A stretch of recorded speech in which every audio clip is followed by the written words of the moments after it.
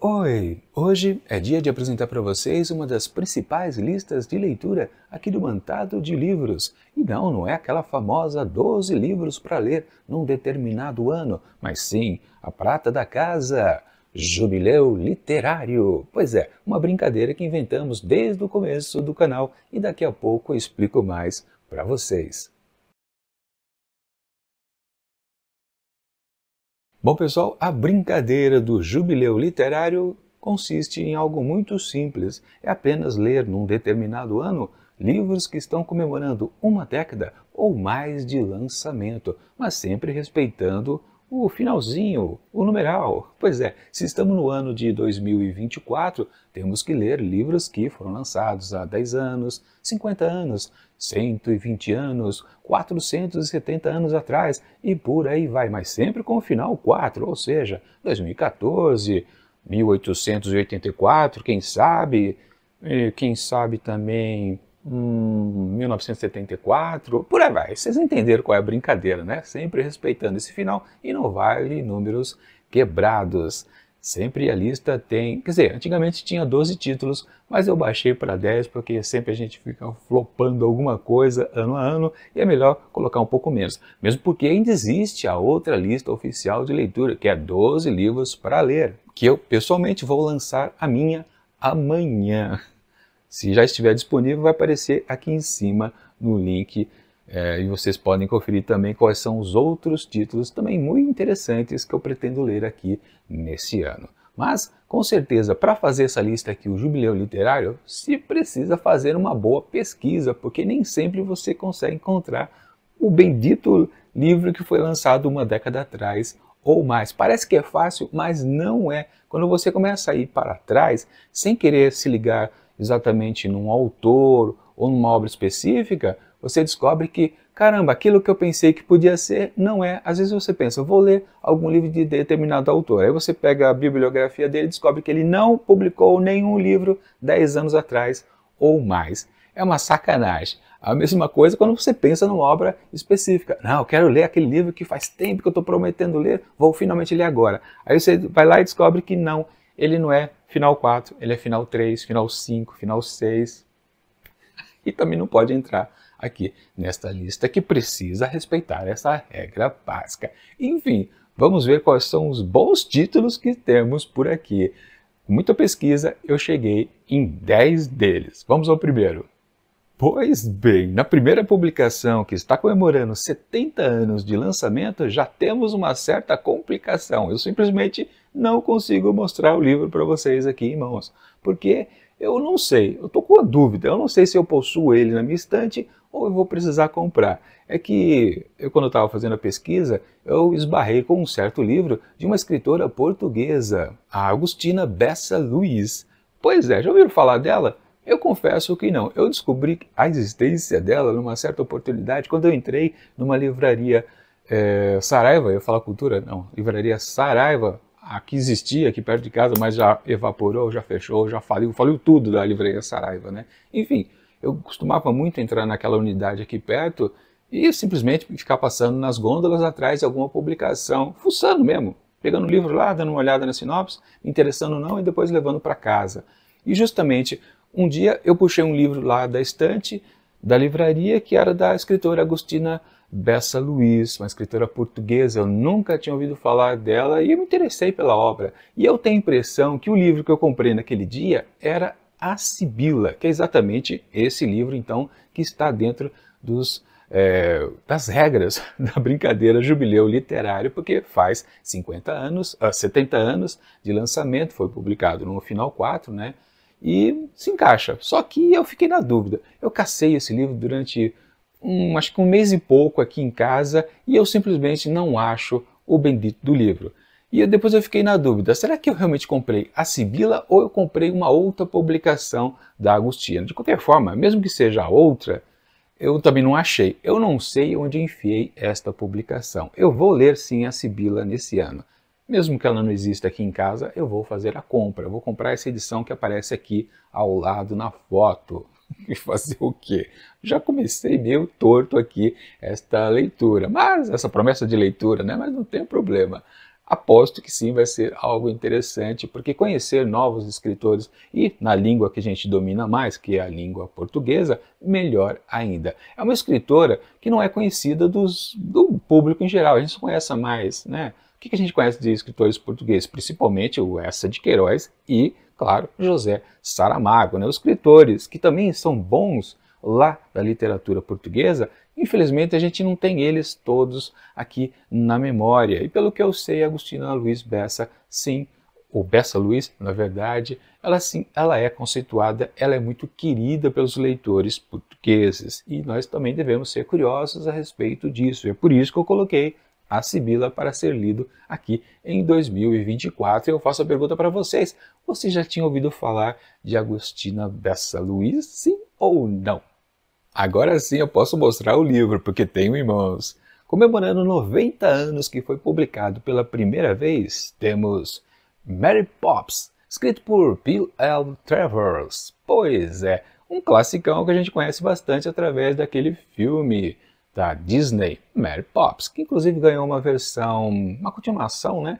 Lá no ano de 2019, né? Se não me engano foi antes da alfadada parada geral do universo. Enfim, temos aqui o original. Sim, é sempre interessante a gente acompanhar como tudo começou de uma obra que a gente conhece, principalmente em versões cinematográficas ou então televisivas. Foi o caso então de Mary Poppins, que sim, teve um desenvolvimento, por que não dizer assim desta maneira, mas as suas origens está na literatura, que é o que a gente tem aqui em mãos. Literatura, claro, infanto-juvenil. Que eu confesso para vocês, eu não assisti ao filme. Quer dizer, na verdade, eu acho que eu assisti, eu não tenho certeza se eu assisti ele completamente inteiro ou pedaços, quando eu era muito pequenininho, bem pequeno mesmo, mas de maneira adolescente ou adulta, realmente eu não assisti, mesmo que eu tenha Disney Plus à disposição, eu ainda não fiz a conferência, podemos dizer assim, do classicão da Disney. Mas vamos ver o que diz aqui na quarta capa desta publicação, da editora Zahar, que faz parte da coleção Clássicos Zahar. Carregando uma maleta e um guarda-chuva, Mary Poppins entra em cena voando. Literalmente, gravada no imaginário das crianças de várias gerações, essa chegada fabulosa da peculiar babada família Banks abre as portas para muitas outras surpresas e aventuras, como a história da vaca dançante, o aniversário no zoológico, um chá da tarde nos ares, delicados remendos no céu noturno. Mary Poppins é durona, é misteriosa e absolutamente irresistível. Publicado em 1934, o livro foi um sucesso imediato e desde então fascina leitores de todas as idades, sobretudo após a adaptação de Walt Disney para o cinema. Essa edição inclui todas as ilustrações originais de Mary Shepard e conta com tradução, apresentação e notas do escritor Joca Reiners Terron, além de cronologia de vida e obra de P. L. Travers e como anexo traz ainda uma palestra da autora sobre não escrever para crianças. Isso é interessante, porque se você escreve do jeito que você escreve para adultos, para as crianças não vai funcionar, não vai dar certo. É uma publicação curtinha, vocês podem perceber. Se eu não me engano, o Disney quando fez o filme, ou quer dizer, antes de fazer o filme, ele suou para conseguir os direitos de fazer a sua versão junto com a escritora. É uma escritora, né? É uma mulher. Ela tinha receio do que ele pudesse fazer, mesmo que quando ele tentou comprar os direitos, ela já se conhecia o que ele fez, né? O grande êxito que foi Branca de Neve e os Sete Anões. Mas mesmo assim a escritora ficou com o pé atrás e resistiu muito a ceder os direitos para que Disney pudesse fazer a sua adaptação. E ele preferiu não fazer um desenho animado, né? Ele achou que era mais interessante fazer uma versão live action, ou seja, com atores de carne e osso. Mas de qualquer forma, assim, virou um clássico. Mary Poppins, sim, tem continuações, tanto que gerou um filme também da Disney, depois de décadas e décadas, né? Mas existe, acho que uma série de livros, se eu não me engano, da Mary Poppins. Pelo menos 2, com certeza. Eu me esqueci, eu fiz a pesquisa no final do ano passado, lá por novembro, outubro, novembro, comecei a fazer a pesquisa para montar aqui o Jubileu Literário, né? Eu já esqueci de toda a pesquisa que eu fiz a respeito de cada uma das obras que eu estou apresentando por aqui. Mas faço a pergunta para vocês, respondam nos comentários. Vocês já assistiram o classicão da Disney? Tem interesse de conhecer como tudo começa? Ou simplesmente o que vale é curtir uma boa história infanto-juvenil? Agora, o livro que eu apresento para vocês é aquele que nesse ano de 2024 comemora 100 anos de existência, pois é, 10 décadas, e é Nós, simplesmente de um escritor russo que é difícil de pronunciar, Yevgeny Zamyatin.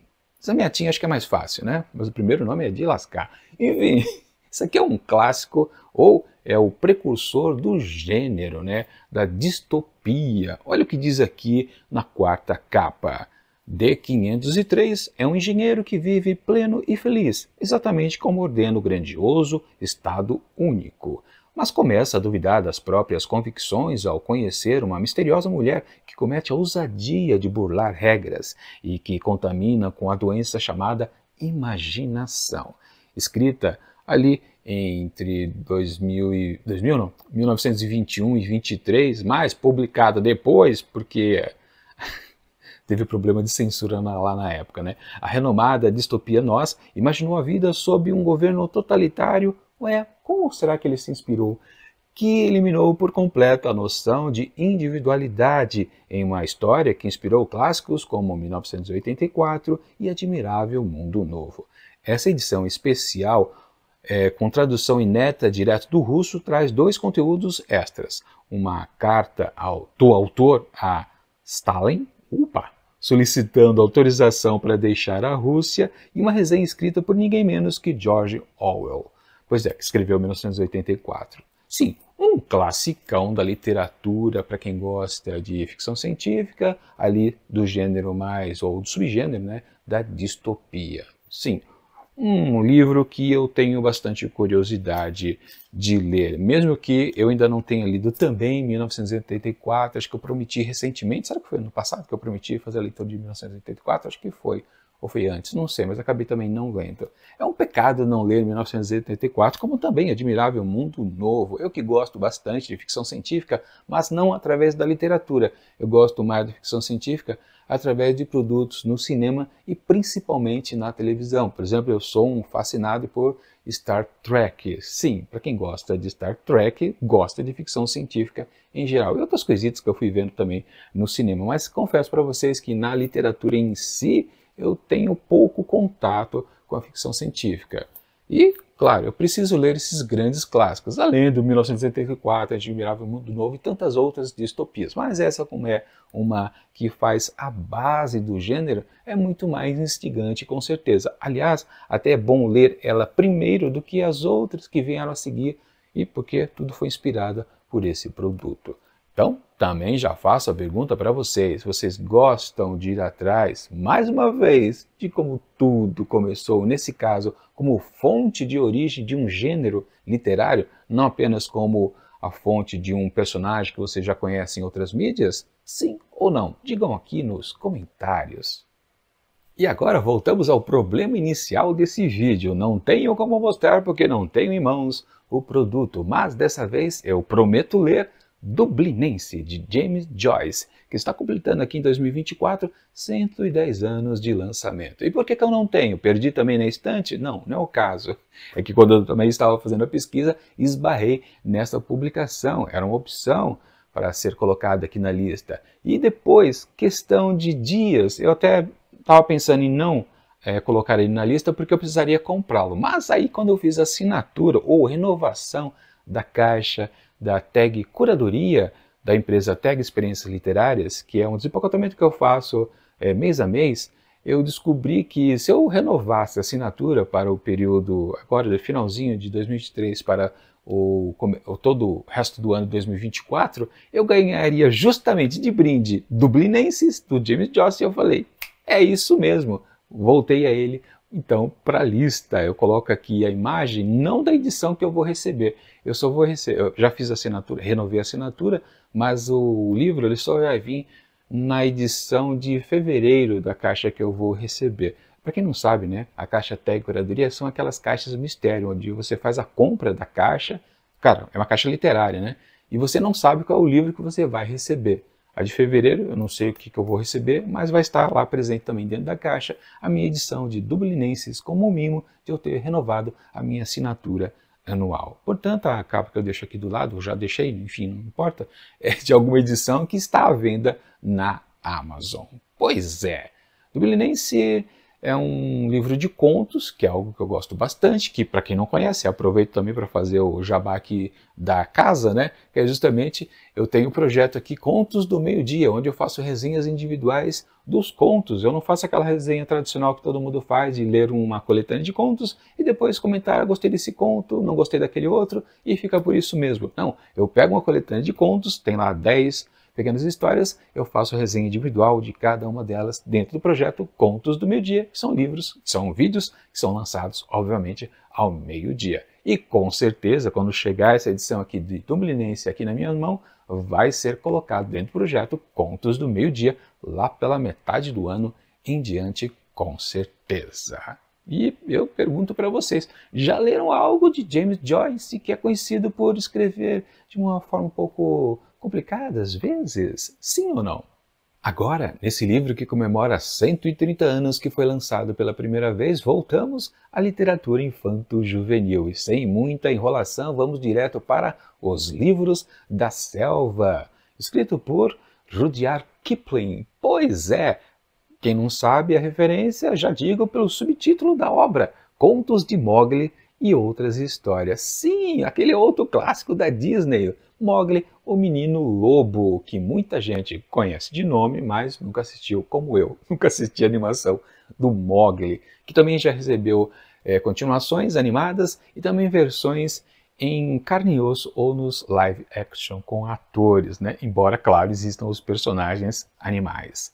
Exatamente, então aqui nós temos a reunião de dois livros, claro, um deles foi publicado há 130 anos que eu falei, né? E agora fugiu. E o outro foi publicado alguns anos depois, reunindo alguns contos também, livros de contos, a respeito desse personagem clássico, o Menino Lobo, o Mowgli. Mas também, dentro aqui dessa coletânea, existem outras histórias, ou seja, nem todas são referentes ao Mowgli. E aí não sei dizer exatamente como é que se faz a conexão de tudo isso aqui dentro desta específica obra do Kipling. Deixa eu ler aqui o que temos na quarta capa. Também uma edição da Clássicos Zaha. Vocês viram que eu adoro colecionar coisas da editora Zaha, né? Um dos maiores clássicos da literatura universal, a história de Mowgli, é adorada por leitores de todas as idades há mais de 100 anos. O menino criado por lobos nas florestas da Índia se tornou um mito por suas extraordinárias aventuras ao lado de personagens inesquecíveis como Bagheera, a pantera negra que o protege, Balu, o urso que lhe ensina as leis da selva,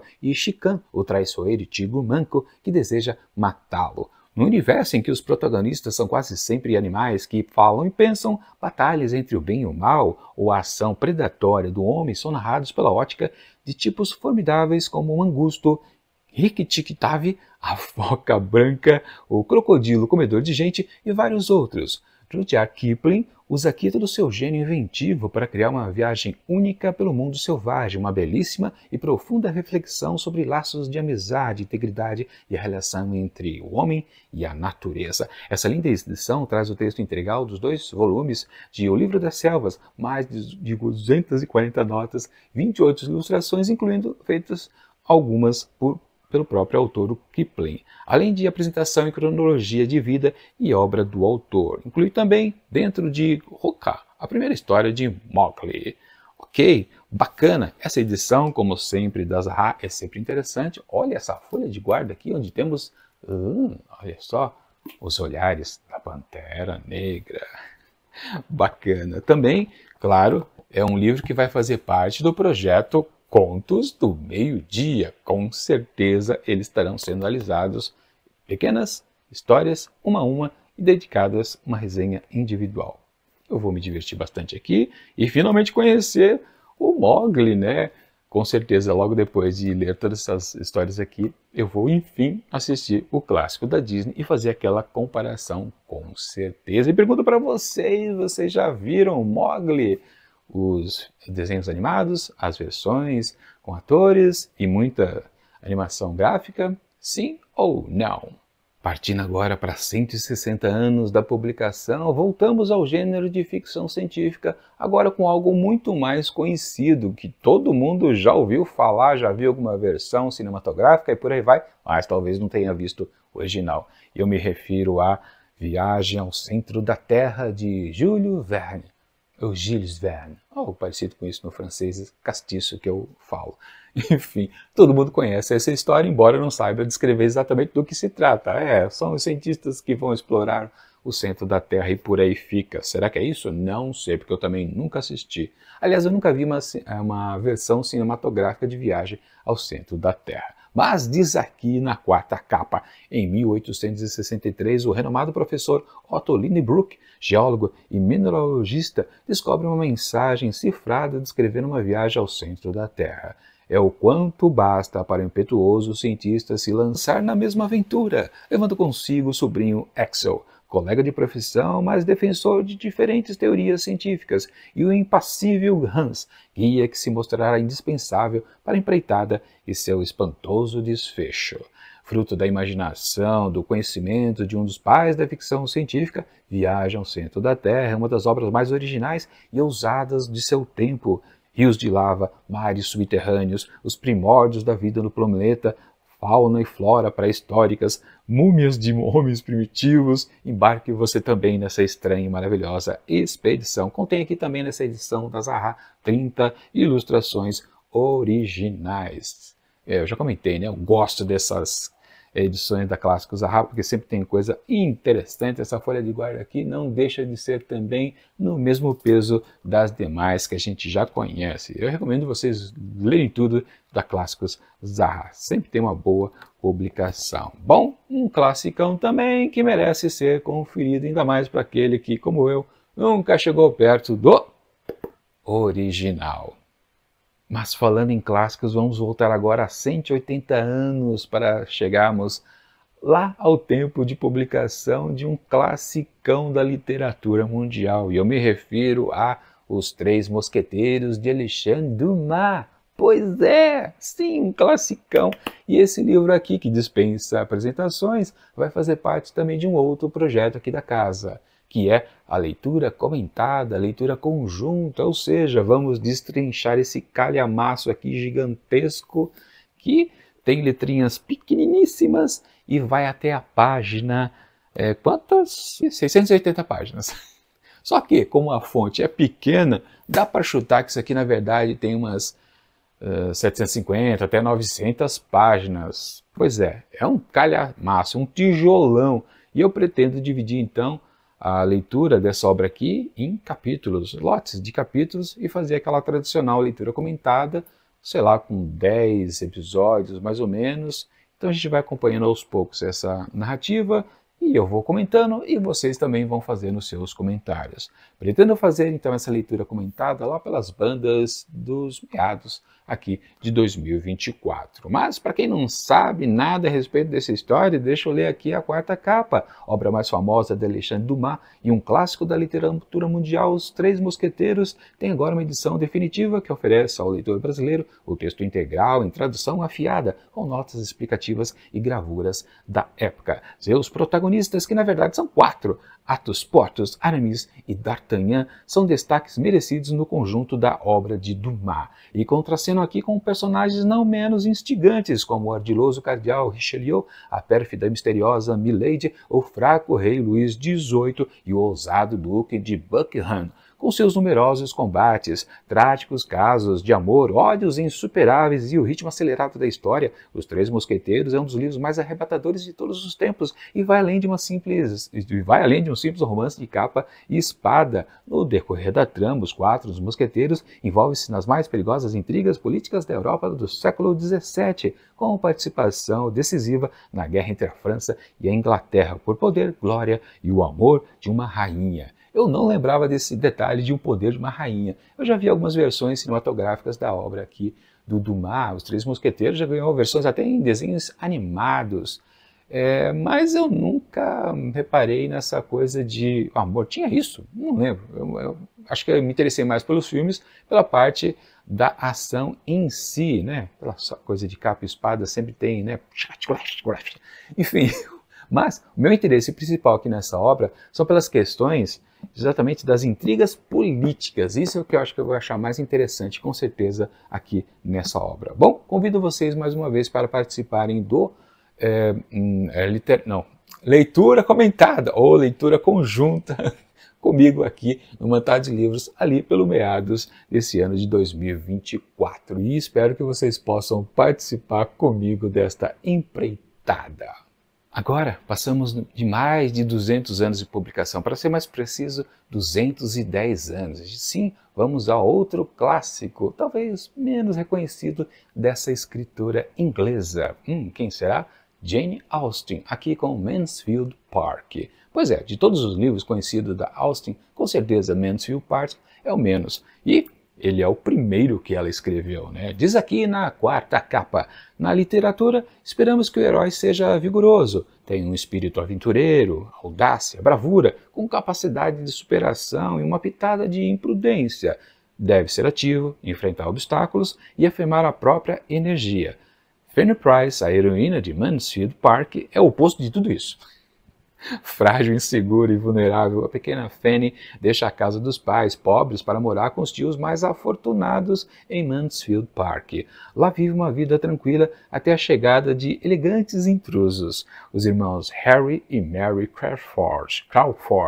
Mansfield Park é o primeiro romance que Jane Austen escreveu e publicou na maturidade, e é considerado seu trabalho mais complexo e profundo. Essa edição, além de recuperar o texto da primeira publicação na Inglaterra de 1814, traz análise dos críticos britânicos Catherine Sutherland e Tony Tanner, além de notas explicativas sobre a obra, a autora e o contexto histórico. Essa edição aqui é da Penguin Company. Existem outras versões, claro, de Jane Austen. Você encontra várias e várias editoras fazendo a sua publicação.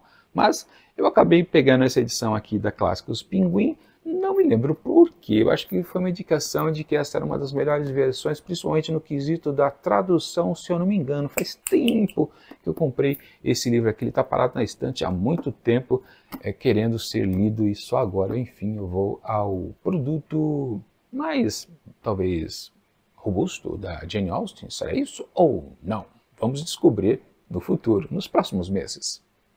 Chegamos agora a um tempo mais distante, 260 anos, que foi publicado pela primeira vez. Essa obra aqui foi uma precursora de um gênero literário. Sim, a partir dela tivemos o início dos contos, das histórias de horror, mais especificamente assim do subgênero do gótico, aqui com O Castelo de Otranto, escrito por Horace Walpole. Pois é, você nunca ouviu falar desse livro? Eu também não, esbarrei com ele. Aliás, foi numa época que eu nem estava fazendo essa pesquisa aqui do jubileu literário. Estava fazendo outra coisa, vendo outras coisas, acho que fuçando para lá e para cá dentro da Amazon. Aliás, antes de falar qualquer outra coisa, né? Justamente sobre ela, né? Deixa eu fazer meu tradicional jabazinho. Não precisa pular o vídeo que vai ser bem rápido. Para toda essa infinidade de livros que eu estou mostrando por aqui, que no caso chega a 10, eu vou deixar na descrição do vídeo links da Amazon, que foi onde eu comprei todas essas publicações, ou quase todas, e se você ficar interessado num desses livros, por favor, faça a compra através desses links quando forem entrar na Amazon. Vocês clicam por aqui, você é redirecionado para a Amazon, vocês compram as publicações, a Amazon fica sabendo que eu fiz a indicação e me repassa a comissão de vendedor. É assim que você ajuda os canais literários. Pois é. E claro, você não precisa comprar exatamente essas obras, você pode comprar qualquer outra literatura ou mesmo qualquer outro objeto dentro da Amazon. A ajuda será da mesma forma. Enfim, voltando aqui, acabando com o jabá, né? Voltamos a esse caso aqui de uma obra precursora de um gênero literário. O curioso é que na capa, na contracapa, nas orelhas desse livro você não encontra informações a respeito do detalhamento da história, como é que ela acontece. É uma coisa de louco. Eu não gosto muito de livros que fazem esta mancada. Existem outras editoras que publicaram O Castelo de Otranto. No caso aqui eu tenho o Grupo Novo Século. Eu não não sei porque eu me decidi comprar exatamente este volume aqui. Eu acho que eu gostei da capa, eu acho que foi isso. Das outras editoras não me pareciam muito confiável e no fundo eu estou jogando no escuro. Eu não sei que tipo de obra que eu vou encontrar por aqui. Claro que, voltando lá para a sinopse que tem na Amazon, eu descubro que essa história trata muito de uma certa maldição que existe em um certo príncipe que quer manter a sua linhagem, mas quando vai ter o casamento do seu bendito filho, acontece uma certa coisa sobrenatural e uma certa maldição se inicia. Mas há uma indicação nessa mesma sinopse que tem uma pegada meio do que você encontra muitos tempo depois em Harry Potter. Como assim? Quer dizer que a gente tem aqui também uma história infanto-juvenil? É isso, produção? Eu não entendi. E essa editora também não ajudou em nada, já que ela não coloca informações. Ok, existe um capítulo introdutório que oferece alguma explicação, mas eu ainda não li. Eu estou dizendo que você tem que se interessar por uma obra vendo o conjunto do elemento gráfico na capa, que é o primeiro jeito de fisgar um leitor, mas depois com alguma informação interessante na quarta capa, ou ao menos nas orelhas do livro, quando elas existem, né? Mas quando a editora não coloca nada, fica difícil. Mas de qualquer forma, eu recomendo para vocês lerem A Origem de um Gênero Literário, com certeza. Não sei se a história é muito, digamos assim, na comparação com o que temos hoje em dia, bem desenvolvida. Talvez, às vezes, isso acontece muito, né? O precursor de algumas obras de gênero literário, às vezes quando você vai atrás, você fala, é tão simplesinho. Não é que é tão simples. Na época que foi publicado, sim, tinha um certo impacto aos leitores. Mas depois que você vai ver várias e várias adaptações, evoluções a respeito daquilo, você pensa que é fraco, mas não é. Na verdade, é muito forte. Por isso que virou um gênero literário. Por isso que eu recomendo então para vocês o Castelo de Otranto. Otranto. E chegamos então ao 10º e último livro aqui dessa lista do Jubileu Literário, com um livro que foi publicado lá pela casa de 470 anos atrás. Pois é, que aniversáriozinho extenso! Eu me refiro aqui ao Lazarilho de Tormes. Lazarilho de Tormes, escrito por... Aí que está o problema, ninguém sabe, é uma obra anônima. Pois é, olha só que coisa curiosa. Isso aqui também, acho que foi um achado, não, acho que eu comprei direto na Amazon, não foi na Saraiva, não me lembro, realmente eu não me recordo. Mas é uma edição que está há muito tempo parada na estante e infelizmente ela começou a sofrer os caprichos do tempo aqui na sua capa. Realmente uma pena que não estava embalado em plástico, não estava shrinkado. Mas, realmente, essa edição aqui é da editora 34, uma ótima editora. É uma edição bilíngue, ou seja, você tem do lado esquerdo o seu espanhol original e do lado par e direito a versão em língua portuguesa. É uma história rápida, poucas páginas, deixa eu ver aqui. Na casa dos seus... Eu tenho bastante texto aqui no finalzinho, bastante coisa mesmo. Mas a história acaba... Não, aqui não acabou não. Aqui que acaba... Acaba em 183 páginas, como você pode cortar pela metade, né? Então é uma história bem rápida. Mas vamos mostrar aqui para vocês, ou eu vou ler para vocês aqui, o que temos na quarta capa. Olha só, narrativa anônima do século XVI, Lazarilho de Tormes, constitui um marco no panorama da literatura universal. Inovador em inúmeros aspectos, é uma das raízes do romance como gênero, e além disso, o fundador da picaresca espanhola. História picaresca é aquela onde a aventura é feita por um homem, um vadio, digamos assim, um Zé Ninguém, que fica passando por várias e várias aventuras. Divertida e por vezes comovente, a história do garoto Lázaro e das inúmeras artimanhas a que recorre em sua luta pela sobrevivência possui também por trás de sua aparente simplicidade um alto teor de crítica social, o que faria com que, poucos anos depois de seu surgimento, o livro fosse proibido pela Inquisição. E olha só o que diz aqui de interessante o último parágrafo. Embora se conservasse exemplares de 3 edições de 1554, a versão original nunca foi encontrada, ou seja, se atribui que ela foi escrita em 1554, por isso que a gente está colocando aqui na lista do Jubileu Literário, né? Mas, em 1992, porém, descobriu-se escondida atrás de uma parede falsa de uma casa em bancarrota na Espanha, uma outra edição de 1554, impressa em Medina del campo e logo considerado por alguns especialistas como a mais se aproximaria da Príncipes. Príncipes é realmente a edição primeira. Foi esse texto, desconhecido durante séculos, que serviu de base para a presente edição bilíngue, acompanhada de notas e estudos críticos de Lazarilho de Tormes. Realmente uma obra interessante que também é precursora de um gênero literário bacana. Eu também tenho muita curiosidade por esta publicação. E de novo pergunto para vocês: vocês gostam de coisas originais? Ou das origens das coisas que vocês tanto conhecem? Sim ou não?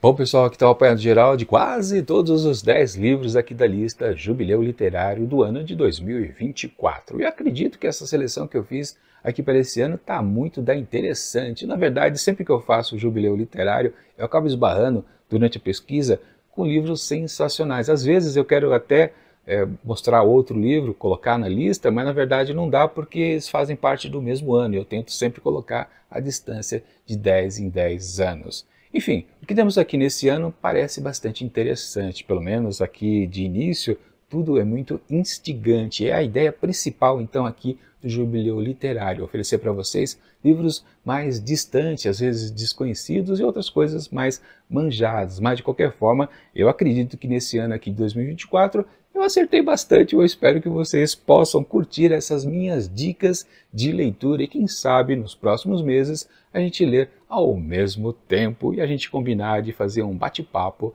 nos comentários de cada um dos vídeos, resenhas que eu fizer a seguir. E claro, se vocês puderem participar também da literatura comentada de Os Três Mosqueteiros, né? Literatura comentada não, de leitura comentada, né? Ou leitura conjunta, eu agradeço e, claro, a gente vai se divertir bastante. E lembrando mais uma vez para vocês, essa não é a única lista de leitura que o Mantado de Livros possui. Amanhã eu vou apresentar a super tradicional 12 livros para ler em 2024, com títulos mais diferenciados, mais apostas do que pegar em grandes medalhões. Mas confiram amanhã. Se já tiver publicado, está aqui em cima e vocês podem conferir no card. Mas enquanto os próximos vídeos não chegam, eu deixo aqui do lado dicas de outras listas de anos anteriores? Acho que sim. Preciso lembrar de colocar aqui para vocês. De qualquer forma, tchau.